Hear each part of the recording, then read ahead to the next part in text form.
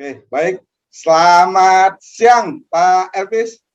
Selamat siang, Pak. Selamat siang. Selamat kenalan juga nih, Pak. Ya, salam kenal dan salam sehat. Baik, setelah kemarin saya ke IKPLN Castleton, tepatnya di Kota Banjarbaru. Hari ini kita terbang lagi ke Kupang. Nusa Tenggara Kita Timur. akan silaturahim dengan anggota IKPLN Kupang ini ya, atau daerah NTT. Nah, Pak Elvis ini udah menjadi anggota IKPLN pastinya. Ya. Sebelumnya di PLN. Nah, ntar kita coba tanya apa sih kegiatan Pak Elvis setelah jadi anggota IKPLN. Tapi sebelum ini mungkin Pak Elvis bisa cerita kerja di PLN apa aja. Pertama, saya melamarnya memang di Kupang. Pada waktu saya melamar itu tahun 1983. Tepatnya Oktober itu kita sudah mulai jadi pegawai, tapi belum 100%. Kita masih tenaga harian, Pak. Tenaga harian tahun 83. Kemudian dari tahun 83 kita harian lepas, terus naik jadi harian tetap. Nah, ini saya kira Pak pernah juga merasakan ini. Jadi dari harian tetap kita masuk lagi ke U80. Ya, U80. Kemudian baru kita ke 100%. Nah, waktu itu saya 100%-nya tepatnya tahun 88 pengangkatan. Ya, pengangkatannya tahun 88. Nah, perjalanan saya di PLN itu awal mulanya saya di PLTD bersama-sama dengan Pak Mulyani. Oh, Pak Mulyani. Kami operator itu, Pak, tahun 83. Tapi sebelum kita masuk ke operator, kita setahun itu kita masih di cabang waktu itu, kita catat meter. Jadi saya dapat 700 pelanggan. Nah, waktu itu meternya masih analog, jadi setiap bulan jatah 700 pelanggan saya harus catat. Kemudian kita dibantu tugas, karena saya basic orang mesin, jadi ditaruhlah di PLTD sama dengan Pak Mul. Nah, tapi saya kerja duluan Mul sekitar ya 6 atau 8 bulan lah, baru ada penerimaan lagi. Nah, di PLTD dari 85 kalau nggak salah ya, lupa ingat 85. Terus saya dipindahkan ke salah satu supranting Burain namanya. Di sana saya hanya dapat setahun, saya kembali lagi ke cabang Kupang. Kemudian saya setahun lagi di cabang Kupang, saya dipindahkan lagi ke Ranting Atambua, perbatasan antara Timor Leste dan NTT. Ya, itu tahun 88. Tahun 88. Kemudian di sana saya juga di mesin PLTD, tapi merangkap dinas gangguan.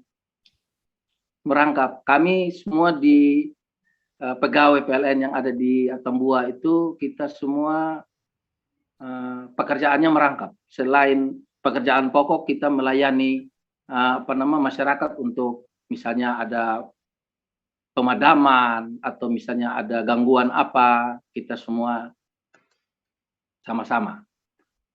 Tahun 92 saya dipindahkan lagi kembali ke Keiva Menano.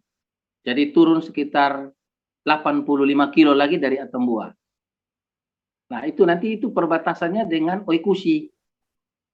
Masih juga, tapi agak jauh sedikit. Nah, saya dari 92 di Keiva, kemudian kembali ke Kupang tahun 94. Ya, namanya saya basicnya mesin, jadi kembali lagi ke PLTD, tim pemeliharaan di sana. Sampai tahun 2000 berapa ya? 2003 atau 2004 itu. 2005 kalau nggak salah. saya ditarik lagi ke cabang. Nah, saya dipindahkan ke cabang, bertempat di sekretariat. Saya membantu di sekretariat. Kemudian dari sekretariat perubahan ke area terus berubah lagi ke UL. Saya dipindahkan lagi ke logistik. Perjalanan saya jauh banyak, Pak. Nah, kemudian saya di logistik itu karena pembentukan UL itu kalau tidak salah 3 bulan apa, terus kembali lagi. Nah, saya kembali lagi ke sekretariat lagi. Nah, di situ saya jadi dipercayakan sebagai supervisor lah. Nah, kemudian kebetulan senior saya pensiun, terus saya dipromosikan. Setelah itu saya dari situ saya dipindahkan lagi ke P2TL. Supervisor juga di sana di P2TL, menangani ya P2TL-nya. Ya. Begitu. Jadi perjalanan saya batasnya sampai di P2TL, kemudian pensiun. Jadi pensiun statusnya saya di TE. TE UP3 Kupang kalau sekarang. Ya, kalau sekarang UP3, itu saya sudah pensiun. Ya. Saya waktu itu pensiun masih statusnya masih area. Masih area, ya karena pernah area, pernah cabang. UL pernah juga. Ya, pernah juga. Ya. Baik, Bapak nih banyak sekali kan Pak, dari satu kerja ke tempat kerja yang lain. Kalau boleh milih mana Bapak itu? P2TL atau Pistaria? Kalau Bapak tanya memilih, saya milih PLN. Karena semua pekerjaan yang ada di PLN itu tanggung jawab kita sebagai pegawai. Itu saja. Ini pengalaman apa nih Pak Elvis nih di P2TL nih? Baik Pak. Jadi kalau di P2TL ini karena tugas saya hanya memeriksa kondisi daripada alat ukur kita, di mana apabila memang di situ ada indikasi, kita menindak. Nah, apakah itu P1, P2, P3, atau P4. Kemudian mungkin ada yang, ya P4 itu termasuk mungkin dia memindahkan KWH meter alat ukur kita ke tempat yang lain. Mungkin kemudian ada dia jampar langsung dari SR. Ya. Nah, itu tugas kita. Di situ kita membuat berita acara. Nah, soal pembayaran itu nanti berhadapan dengan PP, pelayan pelanggan. Nah, berdasarkan laporannya kita. Kemudian kalau misalnya memang petugas pelanggan itu tidak mampu, ada aturannya di mana bisa menyicil sampai sekian kali, berapa kali kesanggupan daripada dia, kita nawarkan ke pihak konsumen. Gimana nih? Dananya sebesar ini, kita kasih keringanan, tapi pembayarannya sekian kali. Dan memang itu ada diatur dalam aturan PLN gitu. Pas ke pelanggan gimana Pak itu? Pas Pak ada P2TL datang gimana Pak? Pelanggan sendiri gimana Pak? Ya, jadi memang di situ benturan-benturan yang bisa terjadi, tetapi arahan-arahan dari pimpinan terhadap kami membuatlah satu situasi yang kondusif, yang tenang, jangan bawa emosi, karena ini berkaitan dengan pelanggaran. Itu yang disampaikan oleh pimpinan, khususnya dalam hal ini asisten manajer. Bahkan kadang-kadang kita meeting bersama dengan pimpinan, pucuk pimpinan, kepala cabang, itu juga selalu menyampaikan hal tersebut. Jadi saran-saran itu kita, kalau misalnya memang ada hal yang menurut Pak tadi bilang ada yang yang sifatnya melawan, itu dalam aturan P2TL pun juga kita harus membawa ke kepolisian. Kita biasa bawa. Jadi agar untuk meredam situasi. Kira-kira seperti itu, Pak. Oke. Terus tahun berapa tadi jadi anggota PLN, Pak Elvis? 2018. Baik, Pak. Menjelang 2018. Ada persiapan khusus nggak bagi sosok Pak Elvis ini? Ya, Ya Pak, jadi kalau persiapan saya kira saya punya pengalaman dari senior-senior kami, di mana ya teman-teman atau senior-senior kami itu yang bekerja lebih dulu itu yang dia dengan golongan itu rata-rata ya seperti yang kita ketahui lah, gaji pun juga baru menyesuaikan di tahun beberapa tahun yang lalu. Jadi disitulah saya membuat situasi bahwa wah ini tidak seperti ini. Nah, kemudian di Kupang sendiri juga lagi marak dengan kos-kosan. Nah, di situ pada waktu usia 50, pada waktu saya berusia 50 tahun, itu saya sudah mulai berpikir. Jadi awalnya lingkungan saya, lokasi saya ini, tanah saya 500 meter persegi. Saya membangun rumah itu dari tahun 88, 89. Nah, setelah itu saya kontrakin rumah saya untuk membiayai anak saya sekolah. Jadi membantu, karena waktu itu kan masih U80 Pak, jadi gajinya ya segitulah. Berkat pinjaman juga dari bank. Jadi saya kasih kontrak sampai tahun 2013. Begitu tahun 2013, saya mulai berpikir untuk membangun kos-kosan. Nah, awal mulanya saya bangun itu 8 kamar, Pak. 8 kamar. Kemudian berjalan terus 1 tahun sebelum saya pensiun, kebetulan dananya pensiun, dana bank masih bisa untuk dapat pinjaman, ya saya pinjam, Mbak. Saya pinjam untuk membangun 3 kamar dan rumahnya saya. Kira-kira seperti itu. Nah, begitu saya pensiun, uang pensiun yang diterima oleh PLN itu saya tutup. Kira-kira seperti itu, Pak. Nah, jadi ini saya menceritakan ini maksud saya gini, Pak. Itu juga tidak menjadi aib kalau kita pinjam. Toh kita mengembalikan sesuai aturan. Selama kita juga masih bisa makan dan minum, saya kira itu nggak jadi masalah. Dan di muka bumi ini semua pasti ada. Negara aja hutang, Pak. Ya, ya. Ada berapa tuh kamar sekarang, Pak?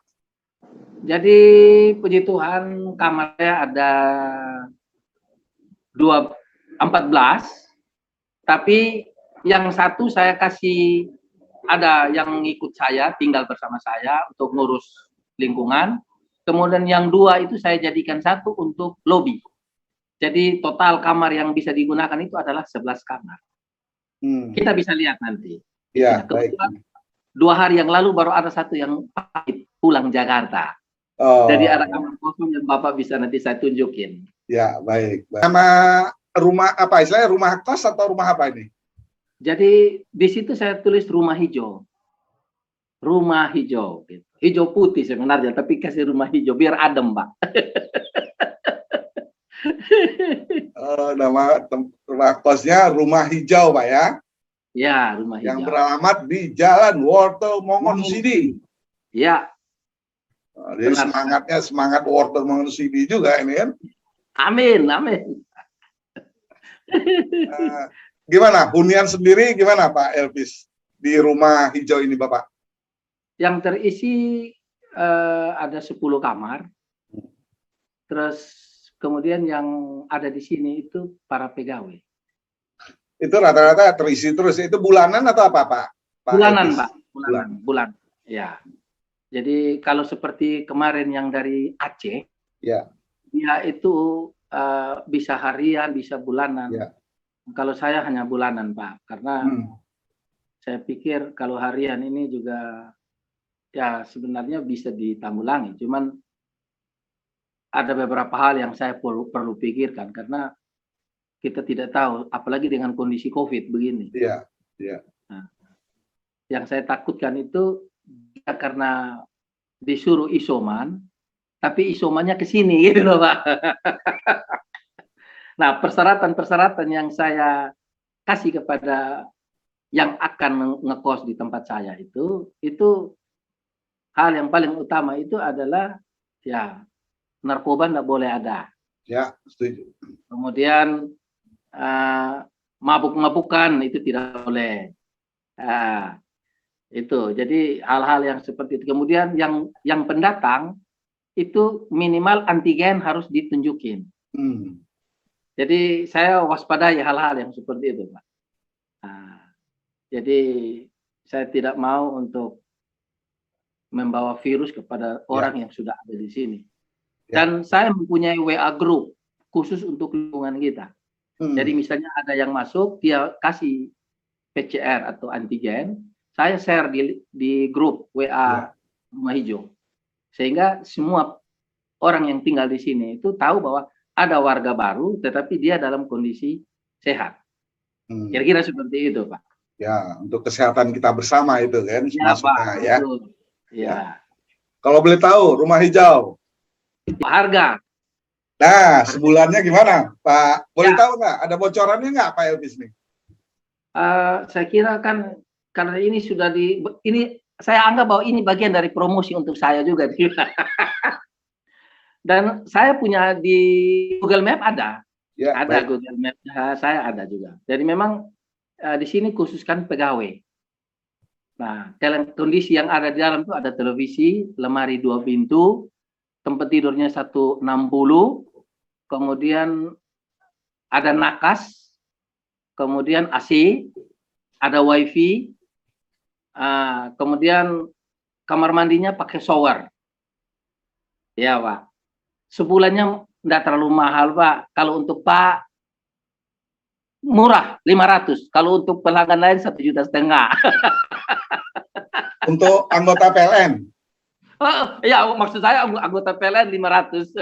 Oh, jadi teman-teman IKPLN yang kalau pas kamar kosong, pas waktu ada acara keluarga atau acara berlibur ke sana, bisa hubungin Pak Elvis ya? Iya, bisa, Pak. Bisa dengan catatan saja. Kamar kosong. Kalau kosong. Gitu. Ya. Baik. Terus kalau listriknya sendiri gimana, Pak? Ya, listriknya sendiri-sendiri. Listriknya sendiri-sendiri. Satu kamar 1.300 VA. Gitu. Dilengkapin AC, Pak ya?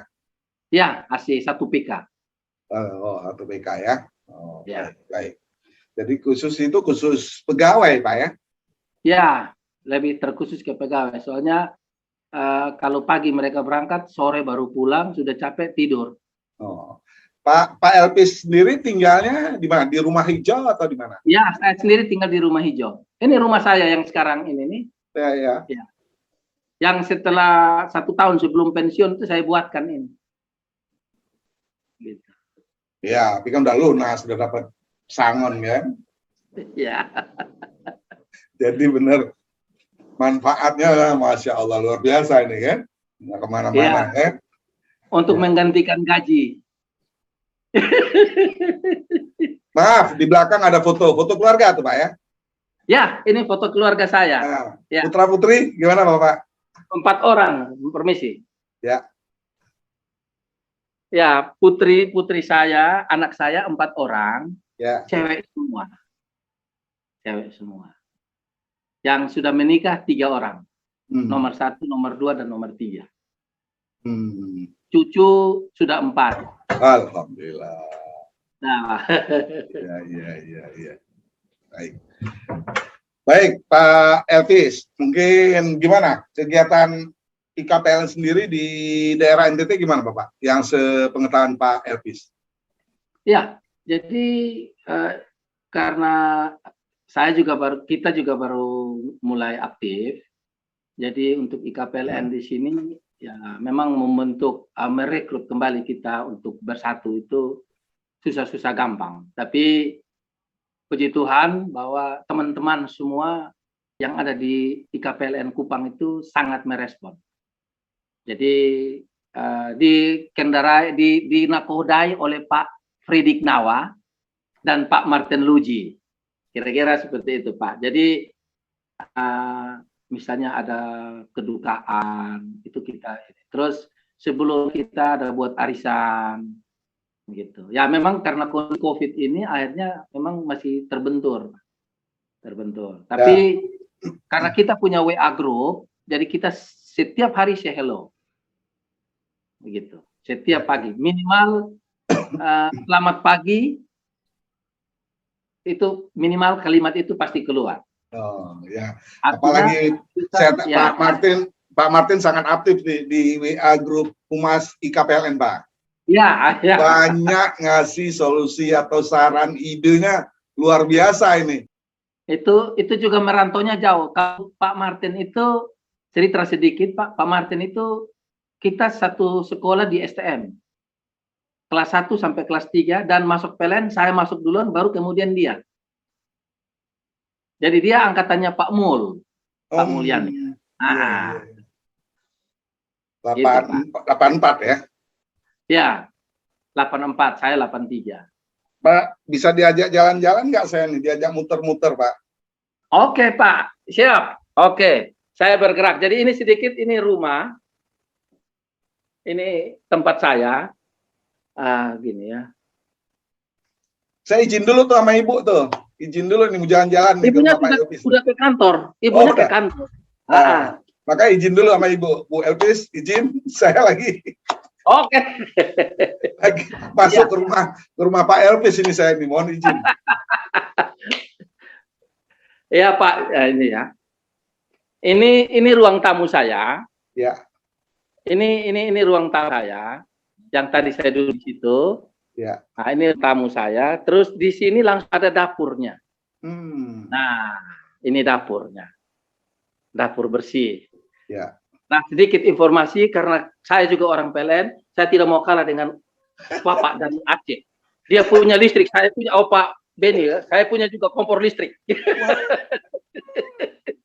Ya. Iya, itu saya juga tidak mau kalah. Ya. Ini lantai 2 Pak. Ini saya naik ke atas. Boleh, saya kasih tunjuk sedikit dulu ya Pak ya. Ya, saya kan udah izin tadi sama Ibu Pak. Oke. Nah, ini naik ini. Ya. Nah, ini lantai atas nih Pak. Belum. Lantai atas saya.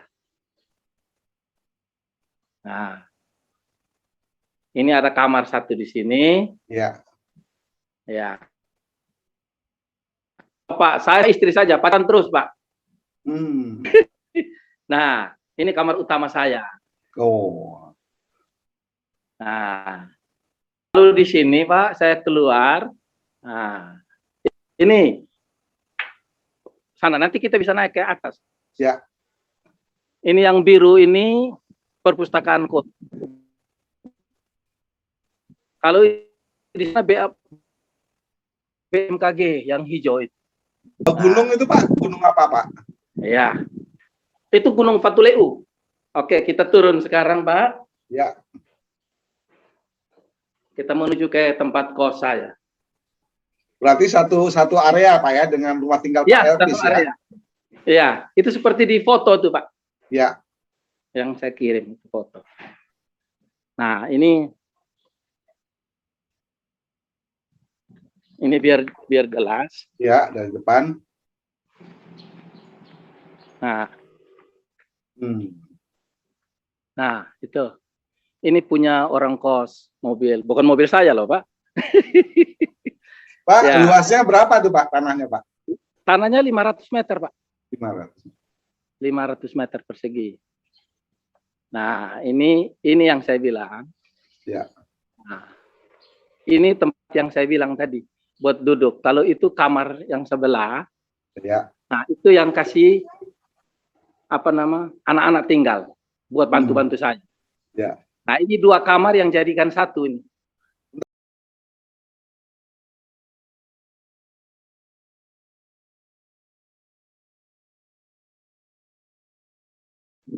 Nah sekarang kita masuk tempat kos ya?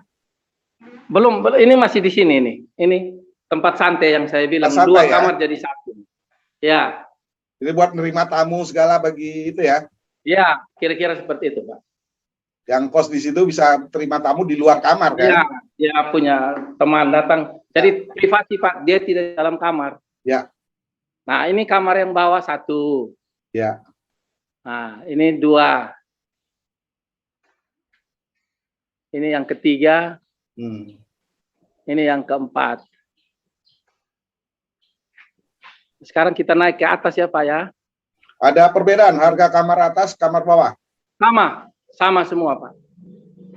Nah, ini kami naik ke atas. Ya. Ini pingin ngopi aja saya nih lihat gambar kemarin.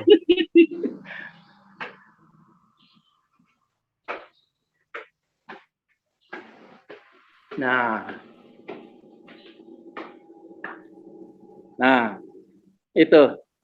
Ini Pak. Ini 1 kamar lagi di sini. Ya.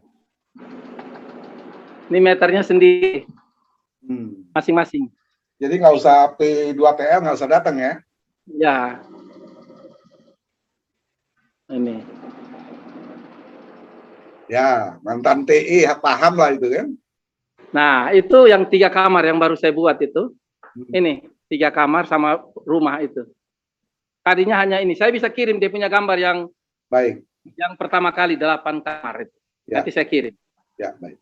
Nah, kemudian kita naik ke atas lantai 3. Oke, lanjut.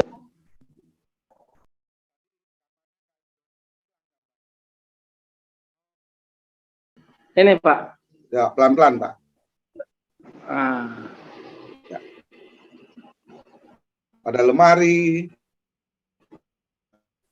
Ya, ini televisinya.